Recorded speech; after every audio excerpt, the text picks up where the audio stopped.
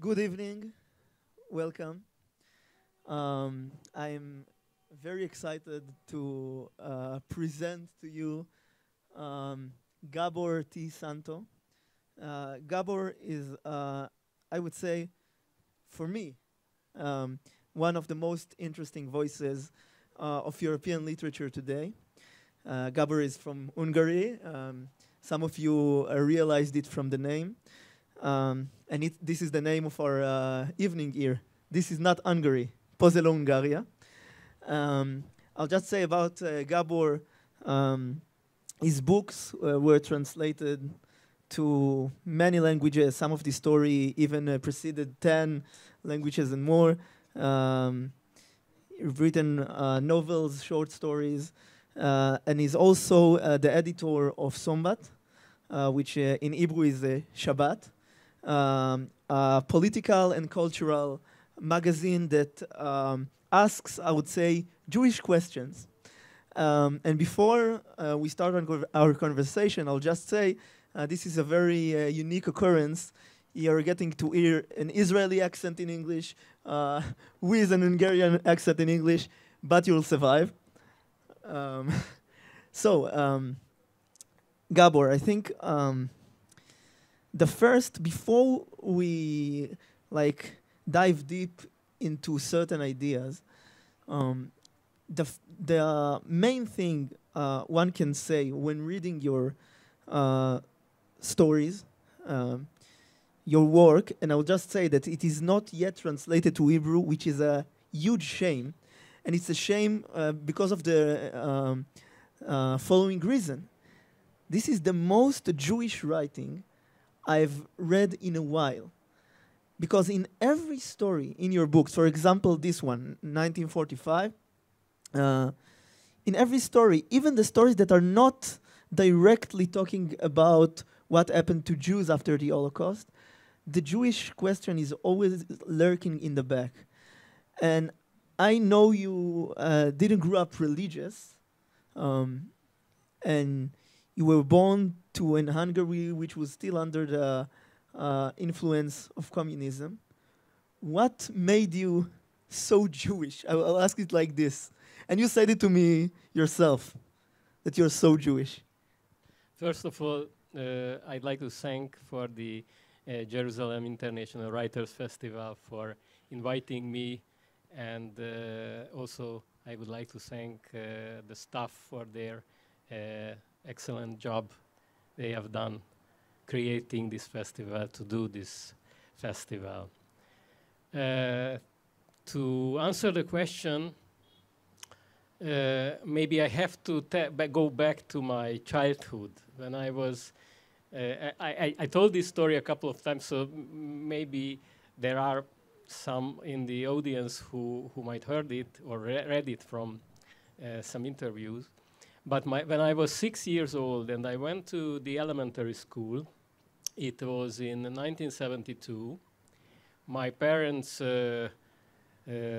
talked to me, my father talked to me, and he told me, you have to know something before you go to school. We are Jewish. It is a people, ancient people, it is a religion, but we are not religious. And there are a lot of people who don't like Jews. So if somebody wants to hurt you or want to beat you because you are Jewish, you have to beat back. No Judaism at all, what I experienced till then at home. We weren't religious, my parents weren't religious. Later, my grandmother at Szeged, South Hungary, took me to a synagogue there, showed me the synagogue. My parents weren't so happy for this event because they were very secular.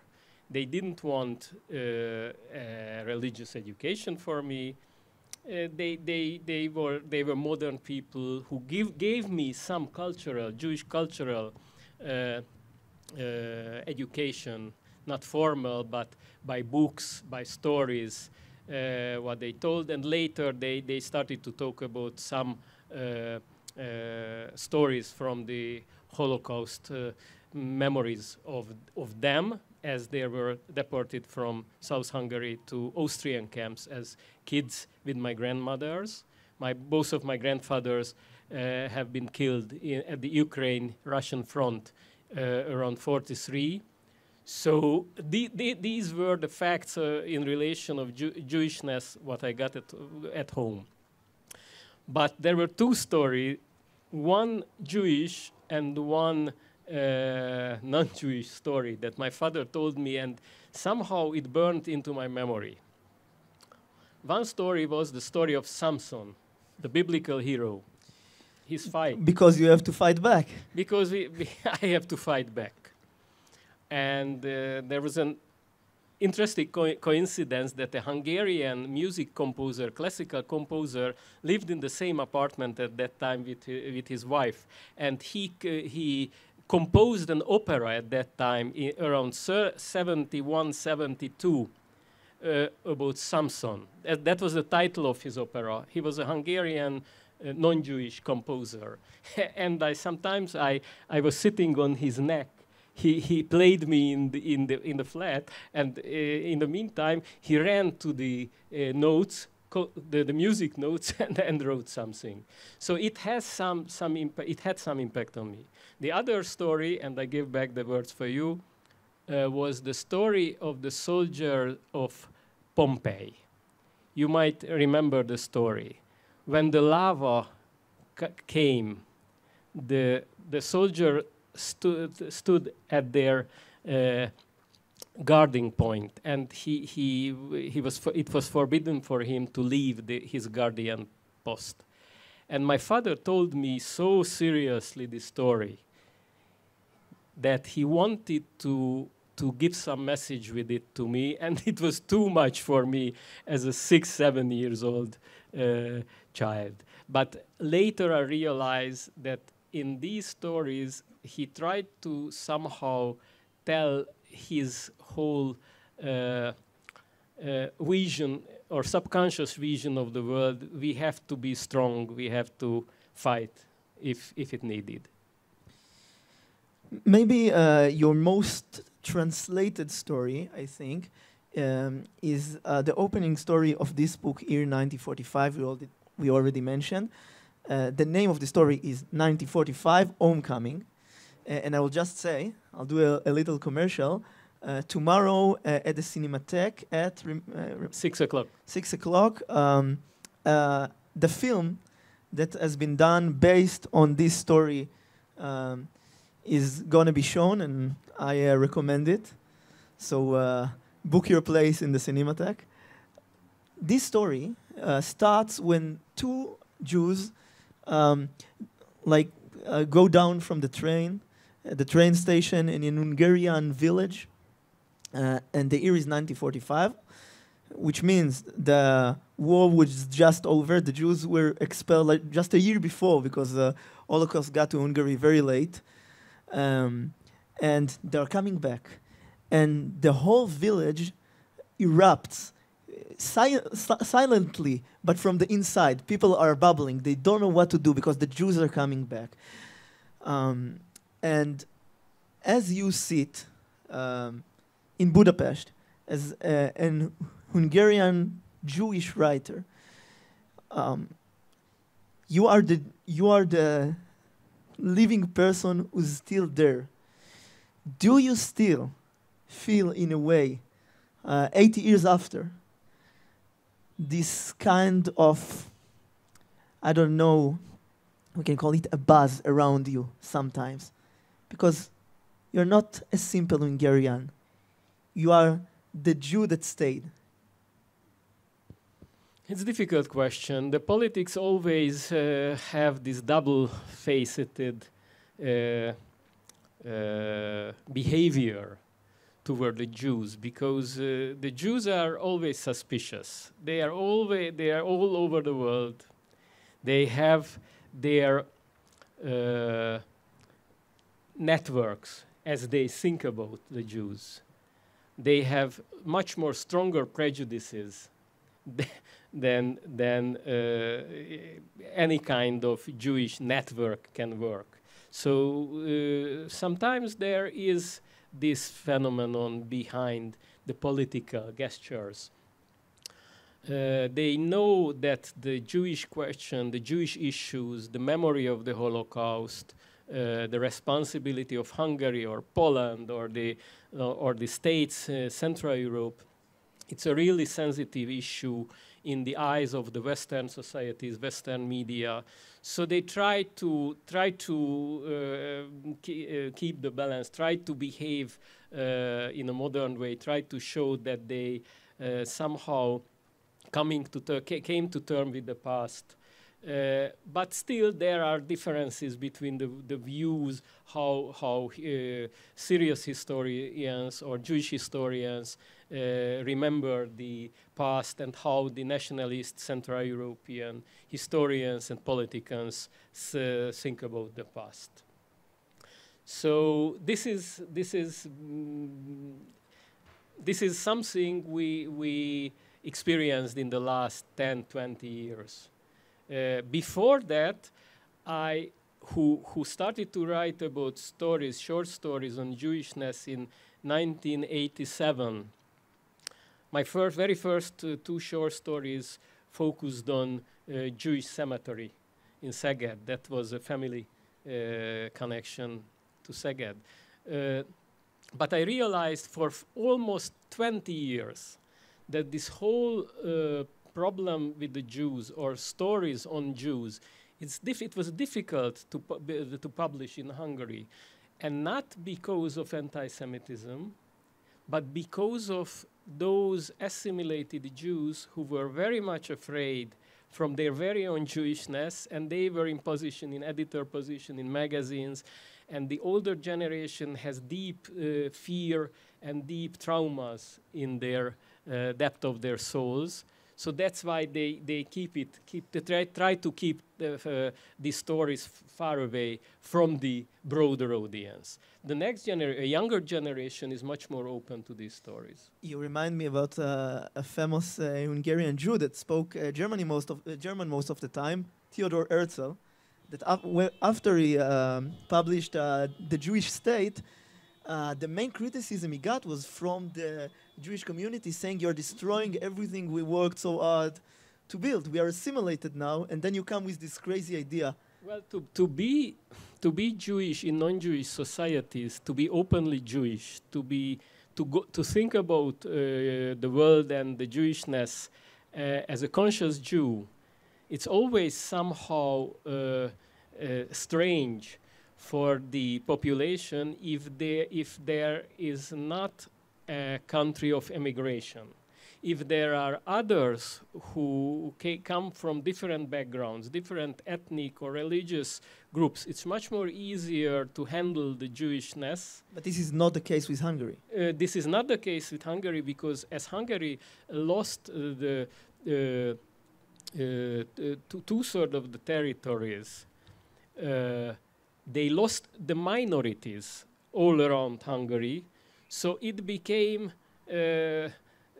tragical way a very homogeneous nation without these minorities. So one of the biggest, besides the Roma community, the Jewish community, it's a serious minority.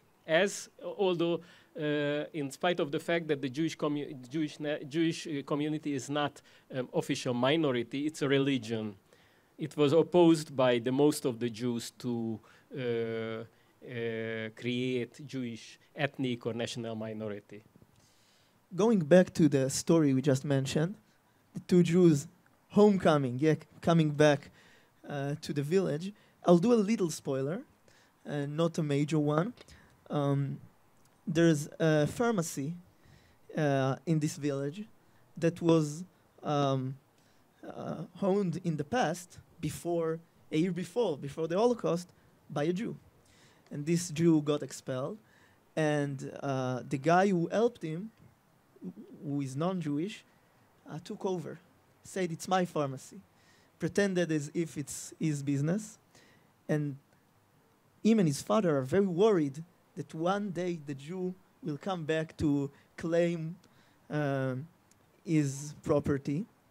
And when those two Jewish guys arrive, so they start already mourning the pharmacy, they've lost it. But what's interesting is that for the younger guy who runs the pharmacy, this is actually an opportunity to live the life he really wants. He doesn't want to be there in this pharmacy. He wants to travel, he wants to leave the village, he wants to leave his family, he wants to marry the girl he loves and start anew. And the return of the Jews for him is the golden opportunity, you can say. Now I can do it. And I thought to myself, are you trying to suggest that Jewish life in Europe, or maybe even the way the world looks on Israel, is always a catalysator for other things? Like, you talk about the Jew, but you really want to talk about yourself. I cannot answer directly in relation to this story, but the phenomenon that the Jewishness can be a symbol of something else, the Jewish existential situation in the diaspora can be a catalysator or can be a symbol of something else, it can be true. In my novels and short stories, can be also true that some minority feelings or minority experience that I experienced within the family because of the communist time, because of the secrets, because of the fear of as a middle-class family under the communists who tried to behave as a Westerners, I felt this kind of inner minority situation within the family. So when I started to write about Jewishness, later I realized that the existential situation of the Jews, it's not just the only one topic I wanted to explore, but the minority position of a child in a family, in a Jewish family, in an assimilated Jewish family, or in a family that experienced fear and suppression. They also did their own suppression within the family. I use this Jewishness at first as something that is very concrete, and later it became some kind of symbol. Or it can be in the same time as a presence in a novel like Kafka's Cats in my novel. Yeah, you took the words out of my mouth, because I just wanted to mention you are now writing a trilogy. 2 books have already published. The first is Kafka's Cat. The second is Kafka's Grave. And I would call it kind of a detective trilogy, trying to reveal Kafka's secrets, secret life, secret history. And it has to do with an alternative history of Kafka, which we will maybe touch on. But I think the interesting phenomenon with Kafka is when non-Jewish, like a regular literature reader reads Kafka, he says this is an existential writer that writes about the basic human situation in the 20th century, the work conditions, living in a great city, etc. But when a Jew reads Kafka, he said, well, this is so Jewish. And what I'm trying to say is, in a way, talking about Judaism is a gateway to talking about existential problems that are no more Jewish, or not just general Jewish human today, problems. There are human problems. Yes, in this novel I use this minority position in double meaning, partly Jewish meaning, partly as Kafka also experienced it and has written it a lot, a minority position in the family, within the family. I'm a stranger within my family, he has written. And what is interesting that I've read a lot, mostly by American Jewish authors, American and German Jewish authors, on Kafka's Jewishness, but it's still something that is not accepted by all the literary historians. The great German literary historian Rainer Stach, who has published 3-volume biography on Kafka, he wrote about Kafka's Jewishness, but still he somehow handled it a bit from a bit distance. Kafka Zionism, for example. But it was so interesting to me that I used this part of Kafka, and when I wrote my novel Kafka's Cats, because it is a factor that somehow interconnected with his. Not just his minority situation in a German-speaking Prague, where there is Czech nationalism and there is German nationalism, and he has to have his very own identity, and he has to build up with his friends a Jewish identity. But he used the Zionism, and he tried to use his Jewishness to create some kind of stable identity, because he didn't have within the family. So we experienced somehow the same situation, existential situation, 100 years later. And that's why Kafka became so important to me that I dedicated 3 books for him. So what you try to do in the first book, and succeed, is creating an alternative story, an alternative option of how Kafka's life went, which is interesting because I think a lot of Israelis ask themselves, what if Kafka came to Israel because he contemplated the idea, he thought of coming here, he had this dream of opening a cafe in Ramat Gan or something like this in Tel Aviv. So think about that. Kafka's cake. You wrote about Kafka's cat. But in your book, it takes a more, I would say, dark turn. What if Kafka actually lived, but then the Holocaust took him? Why did you have to put Kafka there? It's interesting, we have written our novels parallelly with Nicole Krauss, American Jewish author, who has written a novel in which Kafka came to Israel, and somehow a local help of the narrator explore where the Kafka life takes place in Israel. There was another essay short story of Philip wrote 30 years ago or 40 years ago, in which he made Kafka a US citizen, as I remember. So, and Kafka became a language teacher in the US. I wanted to create another story in which Kafka escaped from the family by the help of Freud. As their friends, Dora Diamant, the last lover of Kafka, Dora Diamant, and Robert Klopstock, the friend who was at that time student of the University of Doctor, they helped Kafka to go to Freud for a therapy. And the end of the therapy, Freud suggests Kafka, you have to escape from your family, you have to change your name. That is the only one chance for you to breathe. Because part of your problem is psychosomatic. So that was the main idea. I built the book up on. I mentioned the Holocaust, but generally, in your writing, you are a post-Holocaust writer.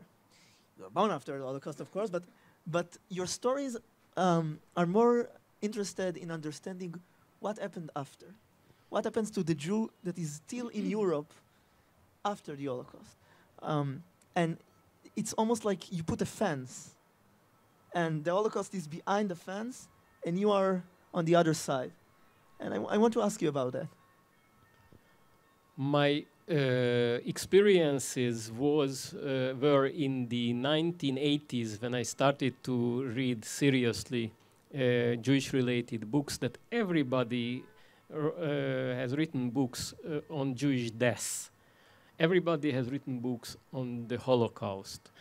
And I wanted to write about living Jews. I wanted to write about contemporary Jews. I somehow wanted to give back the life of the Jews as I experienced around myself, that the Jews are living, they have problems, they have identity problems, they have fear, they have holidays, they have Jewish worldview, and I feel the necessity, as nobody else have written on living Jews at that time in the Hungarian literature, that I wanted to break this taboo. And I also wanted to break the taboo to not to speak about Jews publicly, which was a nonsense for me. It took me 2 decades to realize that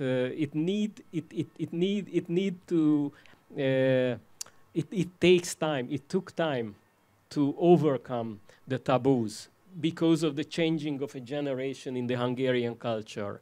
But still, I started this freedom fighting very early.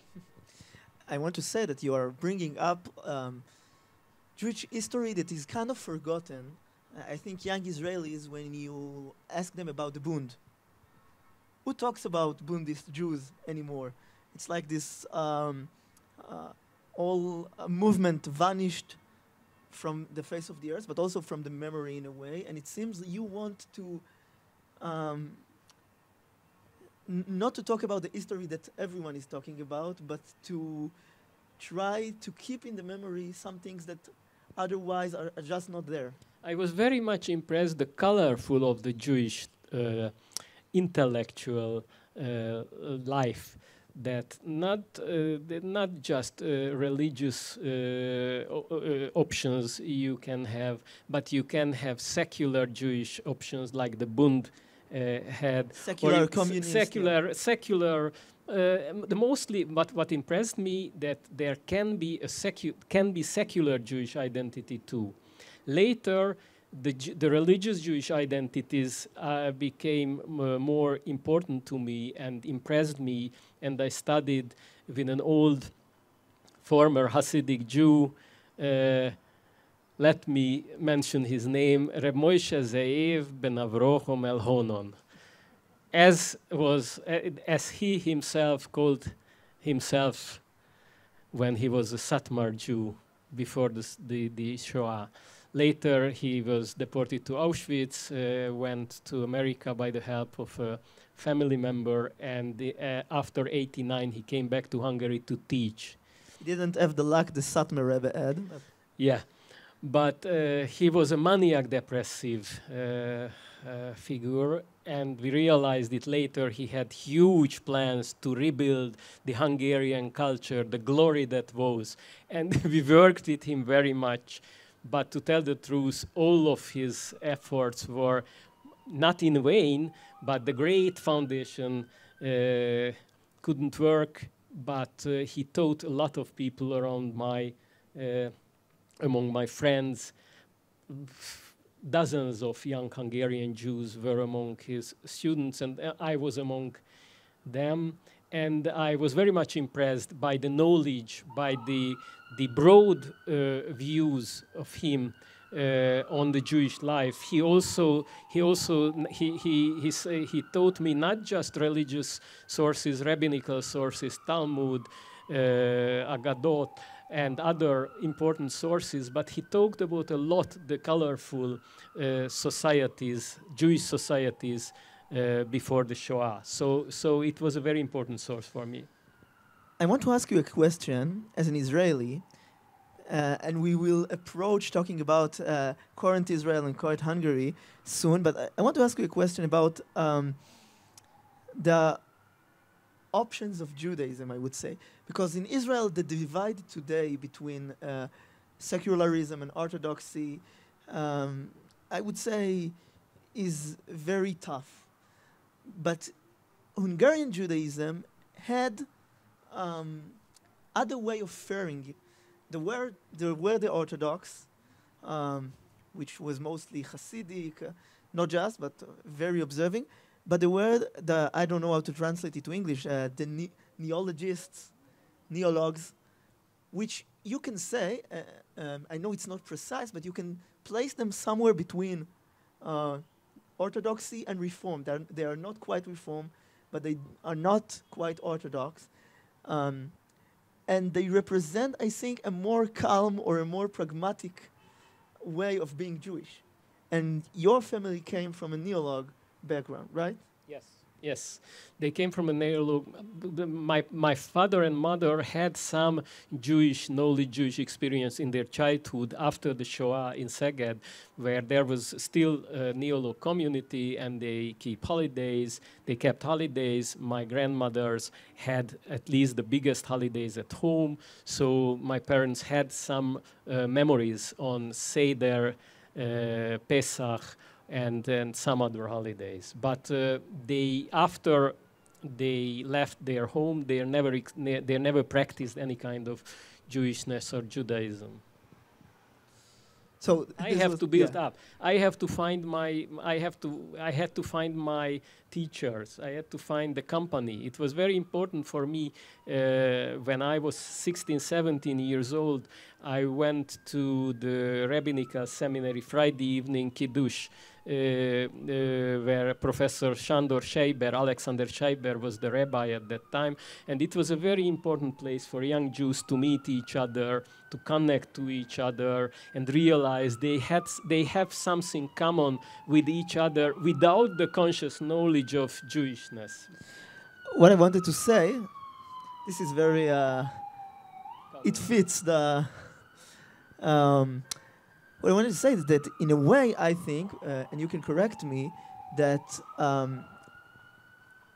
there's a difference between Hungary and other places in Eastern Europe, for example, where the rift between being an Orthodox or being secular and learned was so,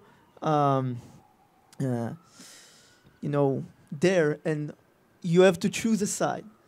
And Hungarian Judaism was a little more, I would say. It was very colorful before the Shoah. If you can call the Satmar Rebbe some kind of Hungarian Jew, and if you can call Theodor Herzl some kind of Hungarian Jew, as he was born in Budapest, so you see the great spectrum on which Hungarian Jews could find their place or didn't find their place and assimilated. But it was 800,000 Jews in the former Hungary before the Trianon Peace Treaty. 800,000 Jews. Half of them belong to Orthodox communities, nominally Orthodox communities. Half of them belong to neologue communities. And the very quick process of assimilation at the end of the 19th century, at the beginning of 20th century, made this society much more divided. And there were strong debates between the Orthodox and neologues. And there were 100,000 who left the community. So it's a very colorful, it was a very colorful society, and it had a great impact on the Israeli religious life too after the state. So I want to go to the two states, Israel and Hungary. The name of this evening, as I already mentioned, is Pozolo-Hungaria. This is not Hungary here, which is a chant. I can quote it, Bibi Sarah, Pozolo-Hungaria. Bibi and Sarah, this is not Hungary. Which comes along with Yariv Levin, this is not Poland, Pozolo-Polin. And there's, I think, the Israeli that looks towards Hungary in 2025 is a bit confused. Because on the one hand, he hears those chants, and Hungary as a symbol in the press, not just the Israeli press, but all around Europe and even in the United States, of a fading democracy. It is still a democracy, but it loses its checks and balances, for example. And when he hears about kind of Eastern European, you can say, power, although Hungary is not exactly Eastern European, but that is becoming more and more, I would say, concentrated around a leader, you think to yourself, oh, anti-Semitism is near. But on the other hand, they know that Hungary was maybe, I think, the first state to condemn October 7th the same day when it happened, and then you got the October 7th square. And today the Hungarian parliament voted for leaving the International Criminal Court because of Netanyahu. Yeah. And I remember a few months after October 7th, my wife and me flew to Budapest, and it was one of the only places, mostly when I'm in Europe, I don't wear this thing, yarmulka, the kippah, but in Budapest I felt like I can do it, because everywhere I went, not just politicians, but regular people, I said I'm from Israel. It was a very warm welcome. You didn't feel any, and in other places. In Hungary, there is no Muslim community, no significant Muslim community, couple of hundreds. So this is a great difference between Western Europe and Hungary. So approaching my question, there's the confusion is Hungary a big threat of becoming this right-wing anti-Semitic force, or is it the most Jewish-friendly state today on the face of the earth? I think that there can be different narratives. The truth, of course, in between. But the interesting thing that the title of this conversation, when I saw it in the program, This Is Not Hungary, and yesterday we talked about why the Israeli organizers of the festival choose this title. I think they have read somewhere in an interview of me in which I mentioned that this is not Hungary, but I meant it in that context that what you see from Hungary, this is not Hungary, because you see from a country mostly the statements of the government, the deeds of the politicians, or the speeches of the politicians. But in Hungary, the 70, as I remember the last poll, 76% of the population is pro-EU, which is a very high percentage in Europe, in the new European members. And if you see the very EU, the statements of the government, which is very harsh and very critical toward the EU, it is a political match, not the opinion of the society. And if you see Israel, you see a government and you see a society, and it's not necessarily the same. So that's why I mentioned this is not Hungary. And of course, the Israeli organizers of this conference can interpret this sentence that this Israel is not Hungary, so it will not happen here. What could happen there? So that's what I want to ask you. You are not an Israeli, although in Kafka's Cat you wrote about Israeli characters, and you told me that you've been on the phone with an Israeli, and you said, when I turn in this street, when I turn in Spinoza Street, what do I see? Which is a very interesting way of working on a book.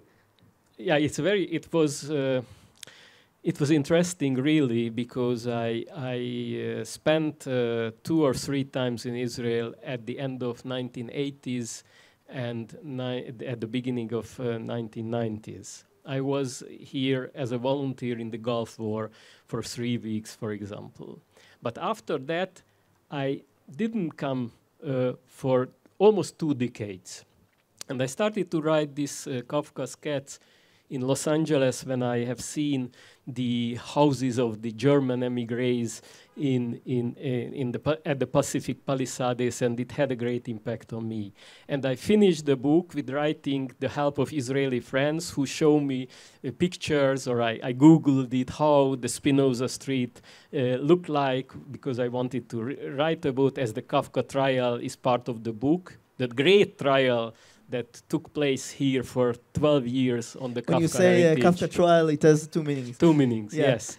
And when I finished this book, I really used the help of these Israeli friends who told me details on Israel, and I put it into the book. And when I finished this book, which meant two and a half years, I felt, now this is the moment when I have to go to Israel. So there was a great inner need in me, a great desire, a great suppressed desire to come here. We are approaching... That's why I have written so much on Israel in that book. To get the opportunity to come here. So we are approaching the very end of our conversation, and I have two questions that I'll wrap into one. The first is the political question. Do you think, when you read about Israel from afar, that the situation in Hungary and Israel are similar? And are you worried in a way? And the second question, from the positive side, is Hungarian is a very unique language. It is a very unique root. It's not similar to many other languages, and there is a feeling of loneliness. So do you see, as an Hungarian writer, that in a way, when you write about Jews, you are hinting the Hungarians that they can find themselves when they look at the Jew? So to write about Jewishness, your question. Yeah, I have two questions. You ask that the writing about Jewishness can be a help for Hungarians to find their identity. Yeah. It's a serious question. I cannot answer right now. I really have to think about whether I have any. Not a serious question I asked before. Well, there is a desire. There is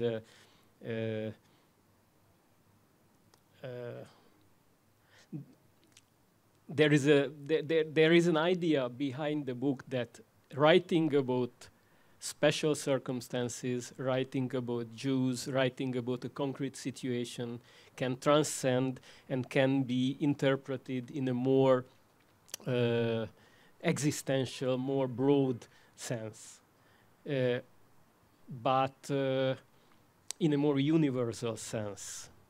But as the Jews experienced so much, sometimes much more from the 20th century in different sense than Central European nations, those who lived in a very, very special circumstances, and the Jews as a diaspora nation experience so much at so many places. Of course, it can have an impact on the monolithic thinking, on the monolithic nationalist mind to understand the modern world, because the Jews are somehow symbol of the modern world.